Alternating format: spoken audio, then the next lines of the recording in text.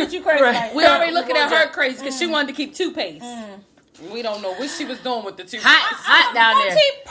It's getting hot in here. They say you're not supposed to put soap down there anyway. So no. You're not supposed to put. You're not supposed to put like fragrancy soaps and things stuff. But lemon water. I don't know. So cider vinegar.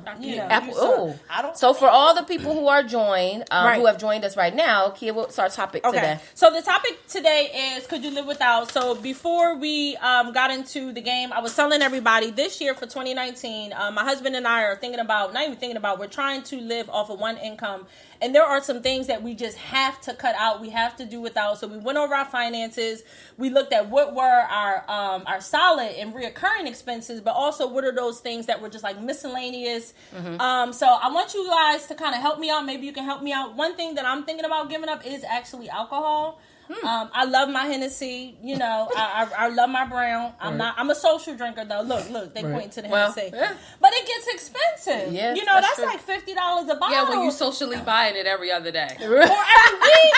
I mean, when y'all come, I gotta have drinks. I mean, but if you buy a bottle of liquor every week, that's like $50 a week. I mean, that's $200 a month. Yeah, that adds up. That adds up. You know what I'm saying? So it's kind of like, again, I have to think, okay, could I live without that? Could I live without the pedicure? The manicure. Okay, so that's what I'm saying. I need help. Help me, and you guys help me. What are some things that I can maybe start to look at? Things that I can maybe. You can do your own manicures and pedicures. Just to be honest, you invest yourself. I'm gonna say invest yourself in a foot spa. Let me get that foot spa. I bought a pumice stone today from the hair store. Okay, right. Soak your feet. Get yourself a little foot spa. You could definitely live without getting a mani and pedi. You could just do it yourself. You know what? And somebody, Shanine Speaks, the one I was telling you about from Devin Nisa, she was telling me that for her nails, so you know how they have the kits, the press-on nail kits? Well, Kiss, the brand, has taken their nail kits to a whole nother level. Really? So she was like, if you buy they have design styles, the color, you know how the but one how nail. Much is that? They're like $5. Okay, I'm going to say you go from one expense to the other. They're like maybe less than $5, and you get 2 sets. You can do both hands, and you can reapply. So she said what you do is you take them, and you can kind of file them around and all of that kind of stuff. And once you put them on, it literally looks like a real full set. Wow. So I think it's expensive to go to the nail salon. I mean, if you get your eyebrows done, you get your nails done, your toes done.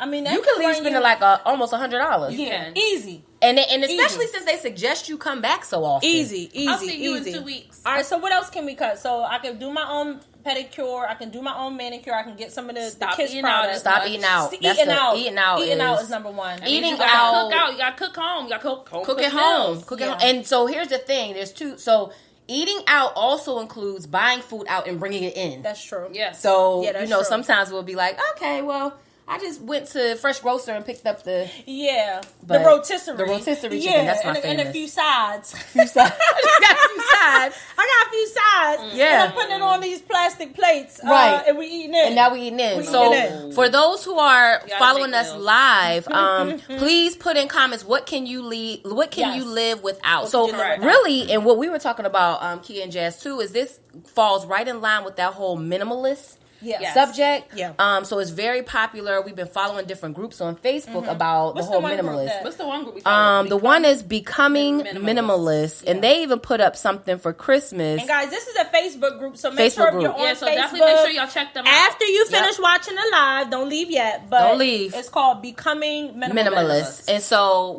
Mina said, I have decided not to vacation in 2019. I love it. I'm with you. I love it. I'm a little bothered by that because I did that for 2018. So I'm trying to figure out how can I, still save and still invest. But I do want to go. And I even looked up some local trips. I'm with her. Yeah. What can I do locally to still kind of get that fixed? But I'm with you. Yeah. I mean, one of the things you can definitely do is Groupon. I'm with you. And I think a lot of things that we don't do or realize that we can do and have a good time is in our own city is, oh my gosh, become a tourist in our own city. Yeah, we'll go to DC and tour there, but we won't tour here. And we can do all types of things, especially off of Groupon. You can do the segways during the summertime. Right, that's true. They even have hotels that you can get for next to, and then also to travel if you are going to try to travel, do it off season. Correct. So I know with kids sometimes it's hard, but get a quick weekend trip. One tip I did hear, to your point, it said chase the deal, not the location. In the sense of, if you find the deal, it may not be exactly where you want to go. Yeah, but if it's a deal, go ahead. Go deal. Listen, go to and Vietnam. Go there versus saying, "Oh, I gotta go here." I ain't going to Vietnam. North Korea. You can still say I went to somewhat China. I mean, you went. And probably have a good time. Go to North Philly. Listen, so for those who are joining, we are talking about the minimalist journey to a certain extent, but we're saying, what are some things that you can live without when it comes to being cost effective? Yeah. And you mentioned something, Kia, about something you had read that said the difference between sometimes the rich and poor, if you will, for lack of a better term. Was it the list? Yeah, it was like a few things. It was a really interesting list, you guys. All right, like what rich people do versus poor people. Okay, so so some of the things was they were saying a poor person versus a rich person. They were saying a poor person. Y'all get up late. We watch a lot of TV. They were saying poor people watch a lot of TV. Poor people don't save. They get up late. Poor people don't save. Poor people, they get up late. They eat out. They eat out. Yep. They were saying also said poor people. And again, this was just their list. It's on YouTube. Definitely not our list. No, it's not our list. It's not our list. But we're just talking about it because the list was interesting. They also said that poor people have a lot of kids. Yes. Ain't that something? Now that was interesting. That was real interesting. Yeah. I mean, they backed it up. I don't have the exact information, but I mean, they did back it up, and it was like, wow, it makes you think and it was almost that we have them before we obtain financial stability. Yeah. You know what I'm saying? Yep. Like, you just have a kid, and they talked about the expense of the child. Yeah. That's why you don't want Christmas. That's why she didn't put kids on the game list. Because I would have said I could give up a kid. I'm done. I'm giving up kids, and if he costs too much, he can go too. Like, I'd keep the kid. No, but there was another one. As opposed to something. I don't know. Another person on YouTube. That's why I can't give up YouTube, because I love YouTube. Because I'm a visual learner, and it was talking about the mindset that Black people have and why it is that we don't have wealth. Not that we don't have money, but that we don't have wealth. Right? And they were saying one of the reasons we don't have wealth is because we're very big on flossing. Everybody want to do it for the gram. Yep. We gotta change that. And we floss in a car. We floss in a house. We floss with a bag. Clothes, we floss with clothes and shoes. But yet we don't have, no money saved up. Our kids don't have, and this is not for everybody. No, no college saving plan going. Our 401k is, at zero if started at all. And they said we laugh at the white guy who comes to work with a tuna sandwich, just some regular everyday Walmart clothes. Target but his 401k is triple 7 figures. Yep. And kids can pay for college. And he got money in the bank. Exactly. And he's doing a lot of that with the intention of not only for himself, but for his children. What are some 2019? We definitely have to get those mindsets changing. If that is your mindset, and if that is your mindset, if you have a different mindset. So for everybody who's listening, please share some tips. Yes. What are some things that we can do to try to be more frugal? Some things we can do to be more resourceful with our funds. And so along that lines too of what can you live without? What are some of the things? I had even started thinking about my wardrobe. So there's this, it's not even new. It's very archaic, but it's innovative now. But it's called the capstone wardrobe. And so this whole idea around the capstone wardrobe is that you focus on having some key items in your wardrobe. Okay. Staple pieces. And I remember, Jazz, you kind of went down what are some key things you want to have in your wardrobe. And this goes along that line of, so you don't need 100 black shirts. Right. And yes, we know they may fade, but if you buy a few good black shirts, get them, buy the dry L. You don't even got to get them dry clean. You can buy the little dry L packs and do it yourself. Yeah. You'll be able to keep them. Raquan, go away. You'll be able to keep them a lot longer. But the capstone wardrobe was a big piece. So do you think you guys can do that? Could you give up minimalizing your shopping budget?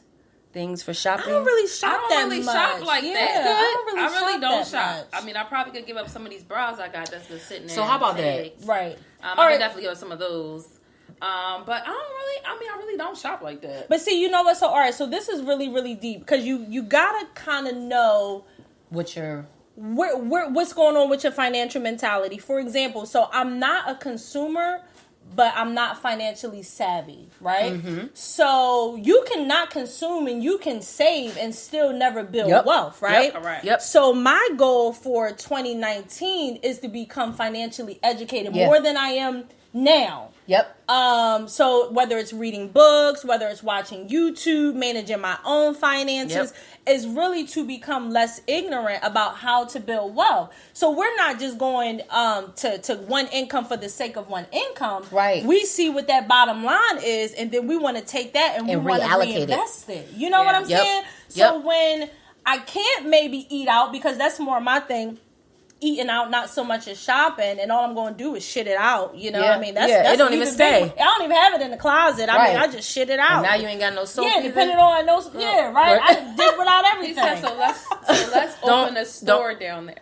Don't enter. Let's not enter. Okay. So I think you kind of got to know: is it you know, is my thing that I shop too much?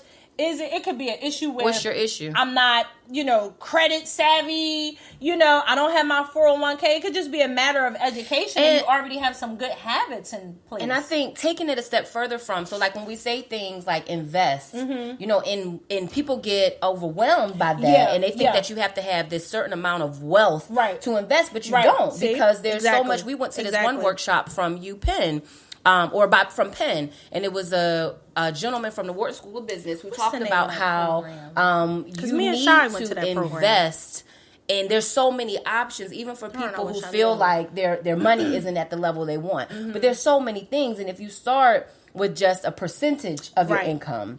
And so that goes back to, if you say you don't have it, you could likely do a budget. Because that's a big one. Forbes gave a list of about 10 things you can do. But you can do a budget and probably find, and even if it's $10, put it somewhere else. But I think it just starts like Kid was saying, education. But like you have to know where to start. Yep. I mean, we have all of these tools and knowledge, and you be like, which is very different in the Black culture. Like we are not taught that in white communities. They're teaching their kids early on in the beginning. That's why they're getting some of those life insurance policies that turn that they can cash in on them, and they can pay for college, they can pay for this or that. I think that we, as a Black community, we have to start educating, and we have to educate ourselves in order to be able to educate our children. So let's even take it a step further, right? Because now it's 2018. It's there. So we just gotta, but what we also have to do is lead people to the education. Absolutely. Because there's a lot there. I know, what we're doing now. That's giving people an outlet to even think about the fact that they need to become more knowledgeable. For me, life insurance, I grew up with it. My family was in insurance. Y'all know my uncle and aunt own an insurance agency here. So early on, I learned about the importance of insurance. But life insurance, when I found out about how to use that as a financial vehicle, I was like, double up on my payments, do this, do that. And that's how you kind of, one of the ways you could take advantage. But I mean, my portfolio, looking at that, what I needed it to include. So you start looking at a guy that I used to work with talked about how he follows people that are very savvy, like on social media. He follows the investments they do.